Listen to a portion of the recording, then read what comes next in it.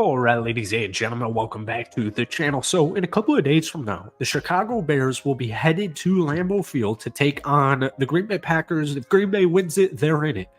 But the stakes feel higher for the Chicago Bears, but more so Justin Fields. I've been seeing a lot of stuff saying, oh, if Justin Fields and the Chicago Bears lose, that's the end of it. Flus is gone. Fields is gone. Poles is going to take Caleb Williams and just blow it all up. But if Justin Fields wins the football game, then they're going to double down. They're going to trade back, draft Marvin Harrison Jr. at number 3, select Brock Bowers in the top 10. They're going to go out there. They're going to get a center. They're going to get an edge rusher. And they're going to fully commit to Justin Fields. Folks, I got to say this. The Chicago Bears won 3 football games last year. And while the Bears started the season terribly, they started it so slow, loss after loss after loss. When Justin Fields came back healthy, they started to win. And the Chicago Bears right now are starting to win. And if I told any single Chicago Bears fan, which by the way, most Bears fans are actually fully on board with Justin Fields as QB1 for next season and the foreseeable future, that if I told majority of Bears fans right now, look, you're not going to take a QB that last year. You're going to have the number 1 draft pick. You're going to trade it for a huge package. You're going to get a playmaker like DJ Moore, and you're going to win 7 or 8 games next season. Most people would say, look, you know what? We're in year 2 of a rebuild. I will take that. I will 100% take 7 to 8 wins next season for year 2 of a rebuild, restock up, hit free agency, make some trades, and let's get back into the playoffs and hopefully win a Super Bowl. So hold it off. Hold off. This upcoming game, to me, does not, win or lose, does not determine Justin Fields' future with the Chicago Bears. I fully believe if Ryan Poles, who did not draft Justin Fields, might I add, if he wanted to blow it up, if he wanted a new guy, he would have done it last year. All right, we'll talk about that in a second. But before we do, if you guys enjoyed this video, be sure to hit that like button, hit that sub button for daily NFL content, along with a couple of Bears videos every single week. So Bears fans, we try and get this video to 250 likes. That would mean the absolute world to me. Look, here's the thing. Caleb Williams, Drake May, all these players, all these quarterbacks, the mock drafts, the draft board is going to look so different come draft day than it looks right now. I'm not even 100% sure Caleb Williams is going to go number 1.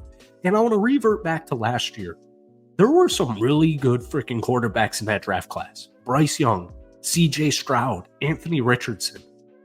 They went in the top 10 for a very specific reason. And so I keep reverting back to that because it's like, look, if Ryan Poles wanted to blow it up, he would have drafted a freaking quarterback last year. He would have just drafted a QB and said, look, we're starting from scratch. What a lot of people don't seem to realize is if the Chicago Bears draft a QB, you're probably getting a new head coach. You're probably getting a new offense coordinator, which you probably are going to do either way. But you're admitting defeat. You're admitting failure. I don't know why Ryan Poles, at this point in time, would draft a QB at pick number 1.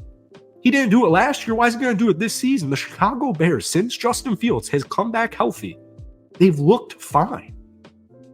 For a team that won 3 football games last season, they've looked fine. And the one way I determine people's opinions on Justin Fields is they say he can't throw the ball. And I watched these Chicago Bears games, especially his touchdown last weekend against the Atlanta Falcons to DJ Moore. And I watched some of these throws and I watched some of these plays and I think to myself, that dude can certainly throw the ball. And it kind of reminds me almost of Brock Purdy, where it's like everyone says, oh, Brock Purdy's this system quarterback. If your name isn't Patrick Mahomes, if your name is not Jalen Hurts or Josh Allen, people outside of your fan base don't think you will ever win a Super Bowl. Patrick Mahomes is such a talented quarterback that if you don't play like the MVP Mahomes, you're not the guy. And people forget about patience and they forget about improving. Justin Fields, look, man, I get it. He's thrown for only a little over 200 yards per game.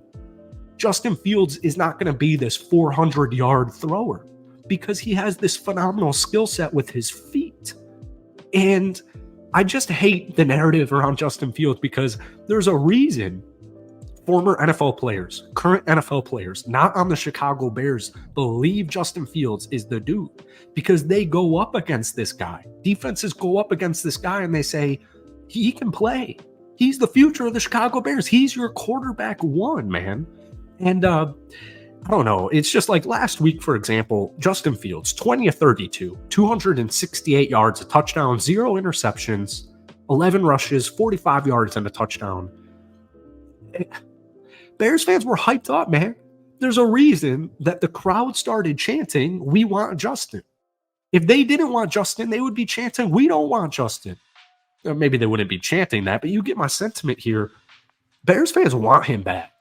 And this upcoming week, people are saying it's Justin Fields' biggest game of his career. It probably is, just because rivalries exist. And for some weird reason, even though we're in the year 2024 now, like, interdivision rivalries to a lot of people just don't. I don't know if they forget the history to it, they forget the tradition to it. Packers Bears is a huge ass game. It's a huge ass game. And if Justin Fields wins it on this upcoming Sunday, even if he doesn't throw for 300 yards, even if he doesn't have a perfect game, even if he throws 1 interception, it doesn't matter. It literally doesn't matter. He will shift the entire narrative if he takes down the Green Bay Packers at Lambeau Field to eliminate them from the playoffs. He will 100% do that. Now, if they lose, the narrative's going to continue. But the Chicago Bears right now look good, man. They have the 16th best offense in the league. They're a middle-of-the-pack offense right now, which is crazy considering the way the season started. They've won 4 out of their last 5 games: Minnesota, Detroit, Arizona, Atlanta. I know the Cleveland game sucked, but things happen. It's not always going to be perfect. They won 3 games last year. So, I don't know, man. I hate all the anti-Justin Fields guys out there, because I get it. You know, you want a dude who can just win a Super Bowl. Everybody wants Mahomes.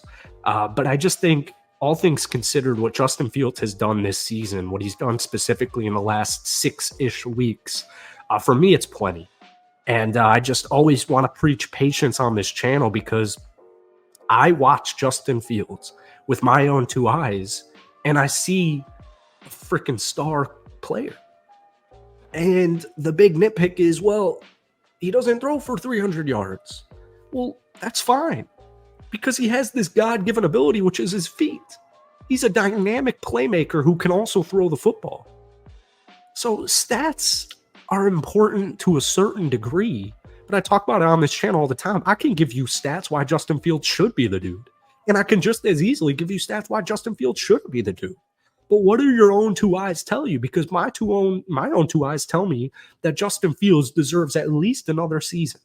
All right, so that's it for today. Just a little bit of a Bears rant / hype video before this upcoming game against the Green Bay Packers. If you guys enjoyed it, be sure to hit that like button, hit that sub button. Most importantly, drop your opinions down below. Does this game, is this win or lose? Does it affect your opinion on Justin Fields being QB1 next season? Let me know down below. Most importantly, have a great rest of your weekend, and we will see you Sunday. Peace.